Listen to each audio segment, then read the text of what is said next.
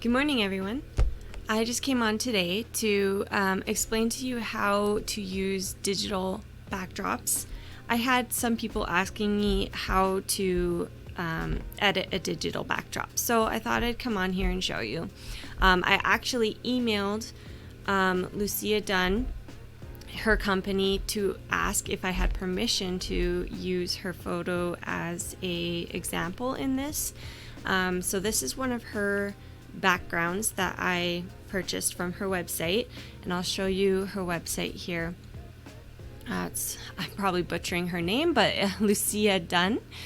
What I did is when I got to her website, I just searched gray because I was looking for gray backdrops specifically, and so I came up with this one, and I really like this one. But she has tons and tons of digital backdrops that you can pick from and use. In another tutorial, I'll probably come back on to explain to you how to use one of her lighter backdrops with like the white curls and stuff like that, because it's a totally different way of editing than editing a dark backdrop like this. So before you even use digital backdrops, there are a few things that you need to consider in your photography when you're photographing your subject. There's your lighting. It needs to be spot on, matching your background. 'Cause if it's not matching, it's not going to look right, and it's going to look like a composite. You don't really want your composites to look like composites. You want them to look realistic. So lighting is a key component that you need to get down before you start doing composites. And I suggest that because otherwise you could just get frustrated and then give up. And I don't want you guys to do that. I want you guys to enjoy compositing. So yeah, definitely practice your lighting and make sure that you have it matching the background that you're going to use. The second thing that is a key component is your aperture. You want your subject to be sharp. So I normally photograph, when I'm photographing for a composite, I will normally photograph my subject at 5.0 aperture, or f-stop. And I do that because I want my subject to be sharp. I don't want any fall off happening, which is, say their eyes are sharp, but their ears are soft. You have some fall off there. You want everything to be sharp because when you're dropping them in a background, especially one like this one, everything is already sharp. So you want it to match, because if there's fall off on your subject, but the background is sharp, again, it's not going to look real. It's going to look like a composite. So those are the two really important things that you want to consider before using a digital backdrop. And if I think of anything else, I'll let you guys know. I mean, there's a few other things like positioning your subject. You want their pose to match the background, like angle wise. Like you wouldn't want to plop or put a subject in here that's, say, on a bit of an angle on their side. With this one, I had to photograph the baby straight down from above them to make it look realistic. So I guess angle is important as well. It's something to consider. So now that we've covered basically how you need to photograph your subject before using a digital backdrop, you basically want to look at the backdrop you plan to use and photograph your subject as closely as possible to match that background. So that's what I did when I photographed this little sweetheart here. And the reason I have a black bar there is because when I drop her in to the digital backdrop, I want her to have a bit of shadow on that one side. Yes, there's a little bit of shadow in the original image, but I just wanted to enhance that because when I put it in, I want the shadow to show up and be strong. Otherwise, if she has no shadow, she's not grounded. She just looks like she's floating there. So all I did was I went in with a black paintbrush and I just, on a new layer, painted around her side where I wanted the shadow to be. So now that I have the shadow in there, I'm going to place my subject on the background. So I'm just going to go layer, duplicate layer, find my digital background, under document, hit OK. It's asking me because I have this image in ProPhoto RGB, but the background is sRGB. It's asking me to convert so that they match, and I do want them to match. So I'm going to say yes, OK. Now when I go over to the digital background, there's my baby. So before I reposition her, I'm going to turn her into a smart object. So I'm going to go to Layer, Smart Objects, Convert to Smart Object. So now I'm just going to put the opacity of this layer down so I can see the background. And I'm going to hit Control T so that I can resize and position the baby where I want her to be. So if you look at the background, sorry, my computer's lagging a little bit here. The shadow is right along here, and that's where I have it painted in on my subjects. So I'm going to place it on that side. Wow, my computer is lagging. All right. So she's already fitting pretty nicely in there. I'm just gonna nudge her a bit and get her in the right spot. Alright, gonna put the opacity back to 100, and I'm going to put a layer mask on this layer, and I'm gonna paint with a black brush, a large black brush. I'm gonna paint the parts of the back of the parts of my subject that I don't want in the photo. So right away, one thing I'm noticing, oh, you know what? Sorry, I need to go back. My hardness on my brush is way too hard. I need it to be 0% hardness. It needs to be very soft. There we go. Much better. All right, and don't worry about painting your subject away because we're gonna bring her back. Just paint where you want it to be taken off. So as you can see now, with painting that that side off, you can see the shadow that I painted in is right here, and it's softened because of my soft black brush, so it actually looks quite realistic that way.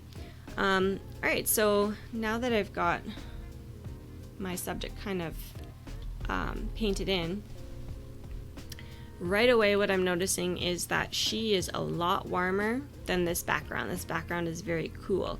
So I'm gonna add I'm gonna click onto my background here, and I'm gonna add a warming filter.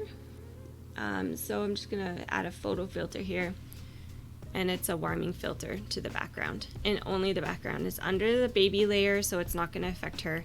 And already it's looking like 100% better. So I'll just leave it at there. So it looks so much nicer.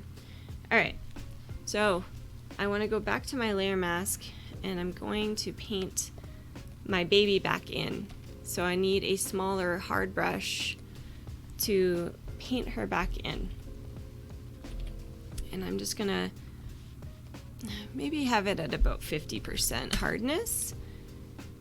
Oh, wrong, I need it to be a white brush to paint her back in. So I'm just gonna go along the edges of her to bring her back into focus here. I'm gonna have to go in a smaller brush around this skirt here.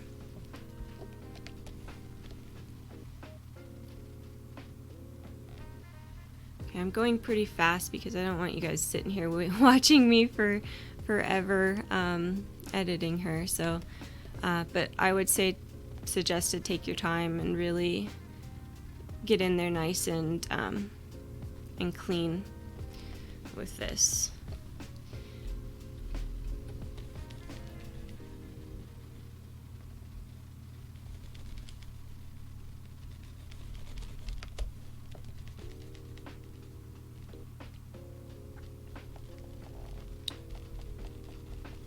Sorry, I'm nice and quiet. I'm concentrating. I get quiet when I concentrate.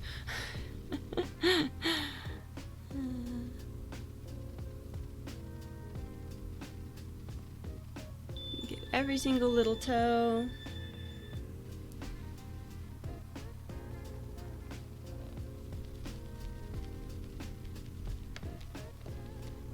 I got that one, okay. So I'm just gonna make my brush a little bit bigger here and try and get all of her dress.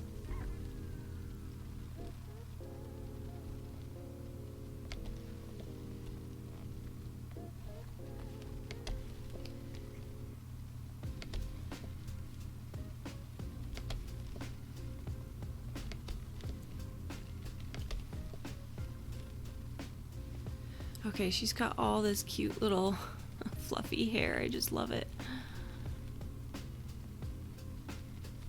So I probably will come in again with a softer brush just to kind of get around the fluffiness of her hair. I don't want any of it really disappearing, but I will bring the opacity down as well. So a soft brush, but I'm gonna bring the opacity on my brush down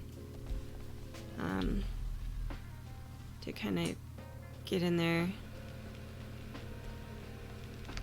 get some of these fluffy little curls back in. There we go, that's looking really good.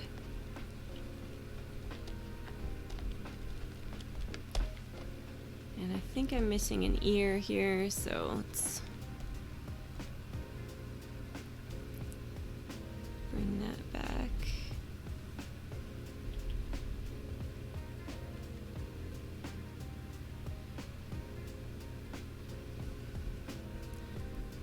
Alright, so that's looking pretty good.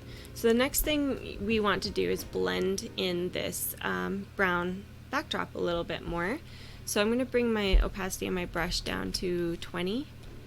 Softness is going to be at 0. And I'm just going to, with a white brush, black brush, because I want to mask it out, I'm just going to blend it in a little bit better.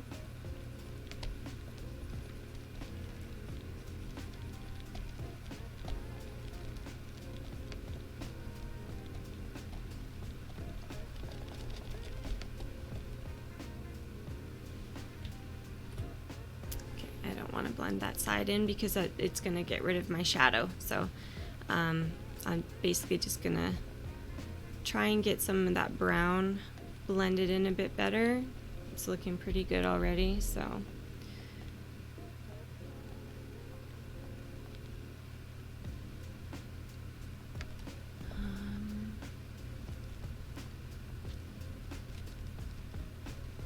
Perfect. All right. So that is how you would place your subject into a darker digital background. After this, you would then do all of your global edits, skin retouching, all that kind of stuff on your subject. Yeah, so I hope this, explains it to you guys. If you want me to maybe do like a full edit next time with the white curls, please comment in the comment section that yes, you want to see basically my whole routine on the digital background. Then I will do that in the next digital background tutorial. Yeah, it definitely, if you have any questions regarding the digital backgrounds or the editing process, let me know. Again, this is a Lucia Dunn digital background. I should mention the posy that I have the baby on in the original image is actually from, I found it off of Lucia Dunn's website. So that's called the Perfect Posy. It's great for those above composite shots for helping pose the baby and get them in the right angle and all that kind of stuff. So check that out as well. And yeah, I will see you guys again next time. Thanks. Bye.